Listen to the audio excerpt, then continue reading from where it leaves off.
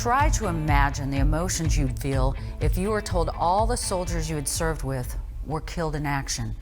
It's what one Kansas veteran lived with for years. But as reporter Chris Frank tells us, there's a twist to the story with a positive ending.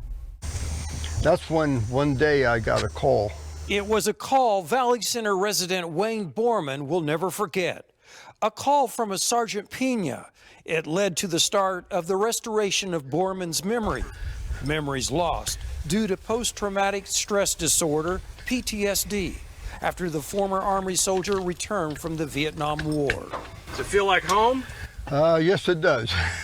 This is where I sat most of the time when we operated from one LZ to another. The LZ reference he makes is short for landing zone. That's where Army choppers landed and took off from in Vietnam.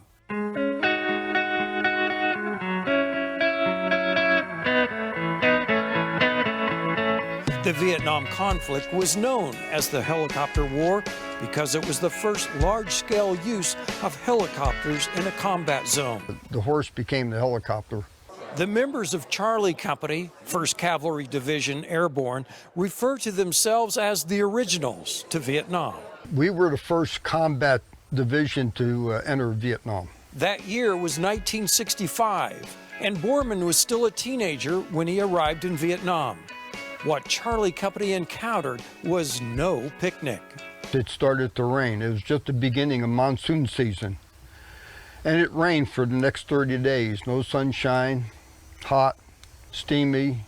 Now, more than 50 years later, the survivors of Charlie Company reunite at Borman's Valley Center home north of Wichita. The reason I am putting on this event because over the years,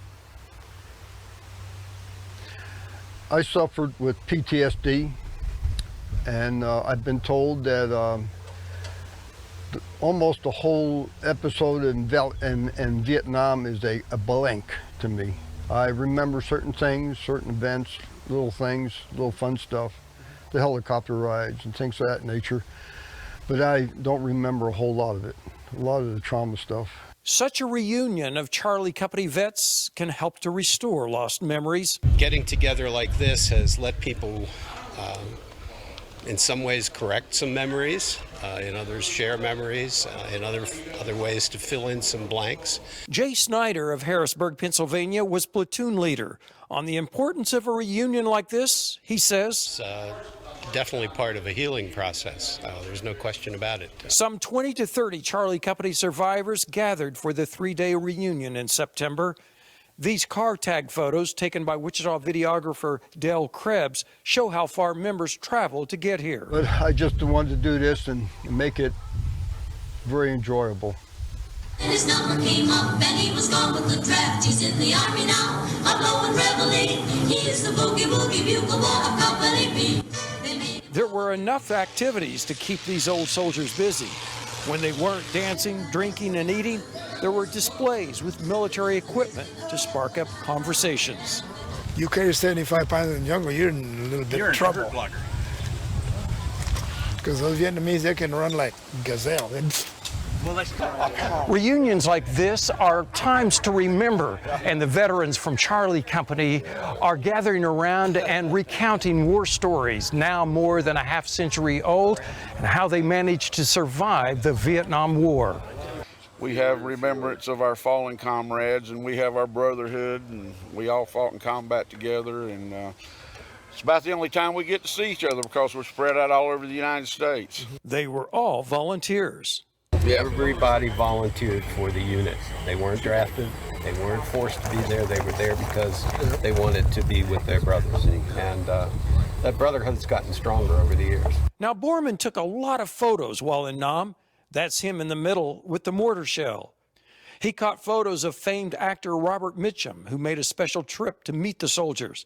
But those were the pleasurable experiences he remembers. You see, Borman was one of the first soldiers to leave Vietnam to return home.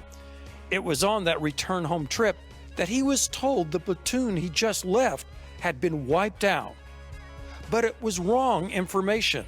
It was a different platoon that had been destroyed by the enemy, something Borman didn't learn for decades later by going to the first reunion in year 2000, again prompted by that call from Sergeant Pena. He says, "We've been looking for you." And that was told me briefly that the guys were still around. They were going to have a first reunion. All of a sudden, life changed. I thought it was my guys that had perished right after I left. Those who were dead, in his mind, were suddenly brought back to life to him. And then I'm starting to realize that they weren't the ones that were killed. Sadly, we've had quite a few of these ceremonies since we've been in the Republic of Vietnam.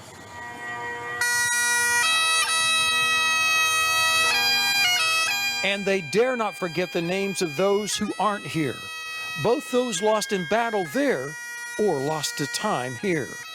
Former Platoon Lieutenant Jay Snyder reminds those here of the Native American saying that a warrior dies twice, once in battle and again if the warrior's name is never repeated.